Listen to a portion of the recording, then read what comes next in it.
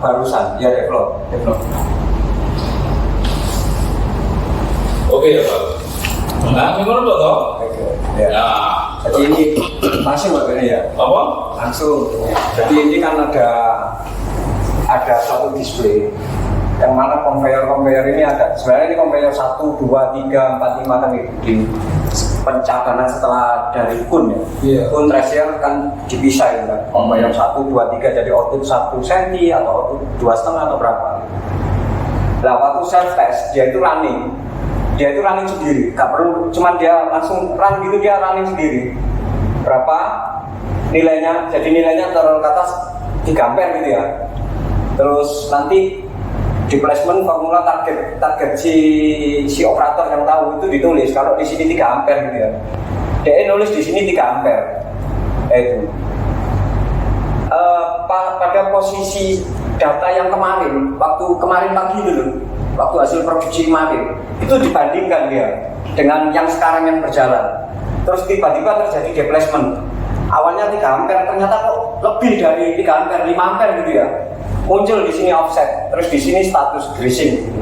Maintenance nomor itu conveyor 1 masalah. Setelah itu ditinggalkan, dia mati, pindah ke conveyor 2. Dia secara otomatis sequencingnya. Dilihat ampere, taruh kata di sini 7 ampere. Kemarin itu berapa? Dia punya histori di komputer itu.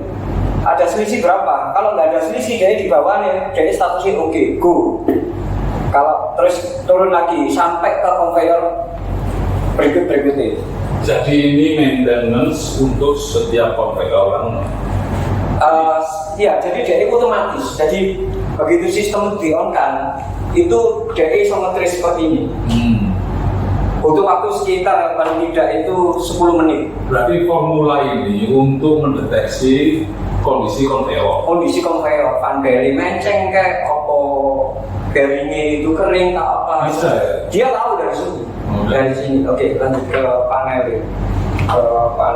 Bukan panel yang dari si tombol-tombol. Oh yang Ini. Sing full tadi ya. Kayak sini. Nah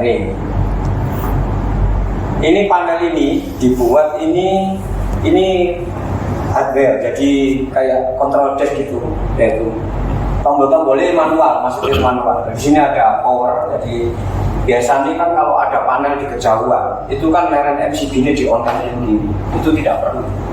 Dia harus nggak perlu, dia harus tombol on gini dia langsung masuk di sendiri, jelek ini masuk listriknya. Begitu nanti di-on-kan dia ada indikasinya di sini ACC 1, berarti posisinya listrik sudah available di panel jauh kan gitu. Operator kan jauh, paling nggak 20 meter mungkin. Di atas kan biasanya dia. Atau horizontal dia nggak ngerti kan gitu. Kebanyakan tracer itu di atas. Nah, ini power on gitu ya. Nah, begitu dia tes satu persatu. Kalau ini ditekan tes, dia bisa nyalakan primer dari sini on gitu. Jalan, setelah itu dimatikan. Terus sekunder 1, sekunder 2, sekunder 3, sekunder 4 dijalankan. Kalau sekundernya ada 4. Kalau cuma 1 atau 2 ya cuma 2 saja di depan. Terus tombol screen vibrating di atas itu nggak bisa jalan kalau ini nggak ditombol dulu. Kan nggak boleh, soalnya nanti batunya kan masuk di over itu. Over kan nggak boleh terjadi vibrating. Takutnya nanti masuk ke primer kalau keadaan mati. Terus ini conveyor 1, conveyor 2 ini dijalankan. Kalau di sana itu dari primer keluar itu masuk conveyor 1, conveyor 2 menuju ke sekunder. Benar Pak? Ini manuver beda-beda ada perusahaannya, tapi tetap ada conveyor dari primer ke sekunder. Pasti ada ini ya, ini conveyor 1 dan 2. Setelah itu baru screen ini bisa dioperasikan. Ini tes ya, maksudnya tes satu persatu tanpa ada beban, istilah ada batu atau apa. Tapi kalau ini sudah oke dites, sudah dites. Tinggal ini kun ini harus dijalankan. Kun ini dari sini, biasanya kun kan independen karena punya perusahaan, nggak bisa diintegrasi, ini bisa diintegrasi. Jadi kun ini bisa dihidupkan dari sini. Kalau kunnya 2 ya dihidupkan dari sini aja 1 atau 2 gitu. Nah, setelah itu baru ditekan run gini, dia langsung jalan sendiri, otomatis sudah jalan sendiri. Setelah itu begitu jalan primer ini, baru di sini ada menu nih. Ini di dalamnya ada menu nih. Ada menu nih.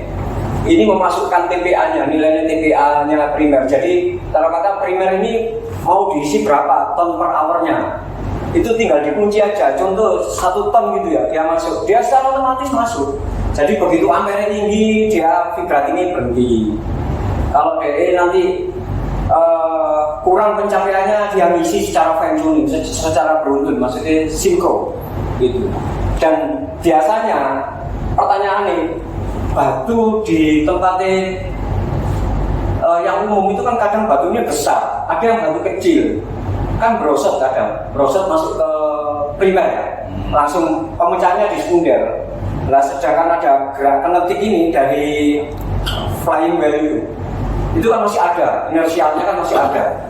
Nah, ini dia ngerti, jadi dia pinter isostar delta sendiri. Jadi listrik itu awalnya 70 ampere, kalau isi dia itu cuma 20 ampere, bisa dibuktikan. Jadi dia listriknya itu cuma 20 ampere. Pada saat nggak ada beban yang berat. Begitu ada yang beban yang berat, langsung dia meningkat ke stabil lagi 70. Itu pun sebentar, impuls stop. Jadi kalau tanpa alat ini, dia continue 70 ampere. Tapi kalau pakai alat ini, dia ngerti ada batu besar atau tidak, itu dia ngerti.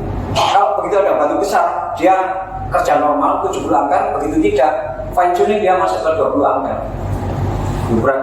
Itu absolut, 20 ampere itu absolut. Berarti mengarahnya ke bahan bakar sama listrik. Ini bukan reka-reka, memang benar.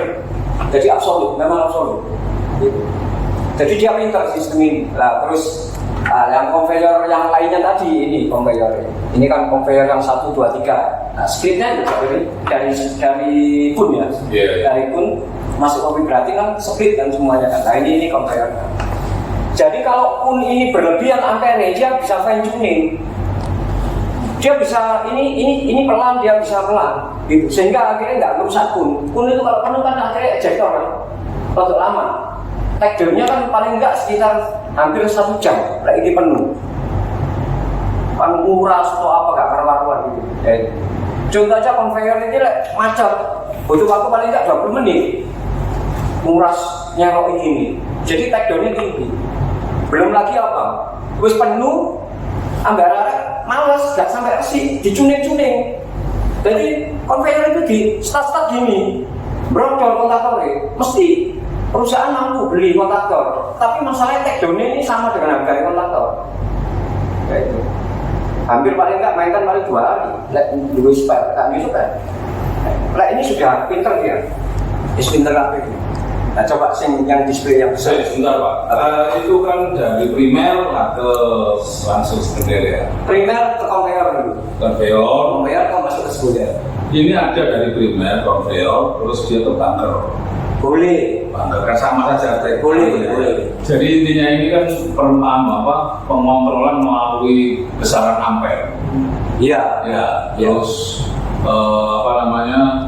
bisa mendeteksi, bisa menyimpulkan ada penyimpangan atau deviasi dari ampere yang terjadi. Iya. Besaran ampere terjadi.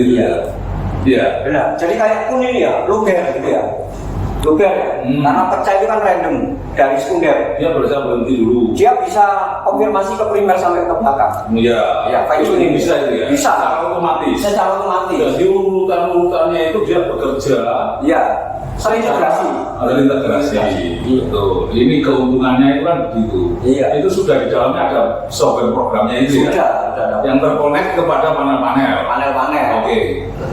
Itu power listrik ataupun genset bisa itu ya? Bisa. Ini kan dashboardnya, dashboard control box-nya. Cuma yang hebatnya ini kan primer itu kan disetrum aja biasanya orang-orang start delta gitu toh ya. Anak batu itu tetap dari muter gitu 100% ya gayanya 100%.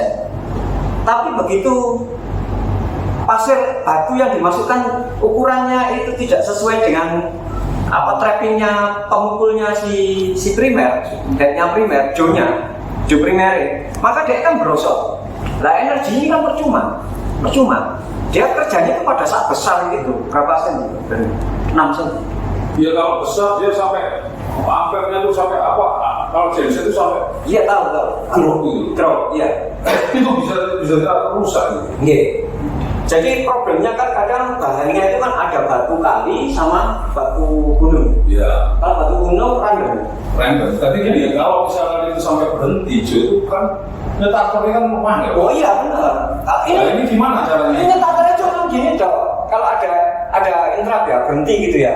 Berhenti itu dia kan bisa membersihkan sendiri. Bukan, maksudnya dia bisa berhenti. Tahu saya. Jadi gini, begitu ada interrupt gitu ya, berhenti di primer. Iya. Itu kan biasanya orang itu panik, menghentikan konveyor 1, 2, 3. Ini enggak, begitu ada interrupt, dia akan menyelesaikan dengan sendiri sampai tuntas, nggak perlu macet kabeh, mau uras kabeh. Ini nggak akan berhenti, menyelesaikan sendiri sampai tuntas. Begitu tuntas berhenti ya sudah.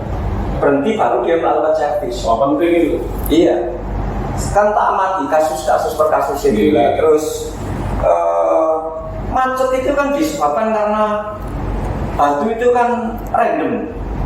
Nah, terus si Joe primer itu terus mukul dalam keadaan maksimal panas.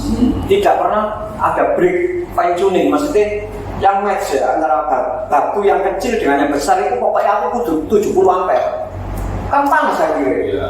Nah, kalau ini enggak, dia tahu kalau batunya kecil cuma 20 ampere.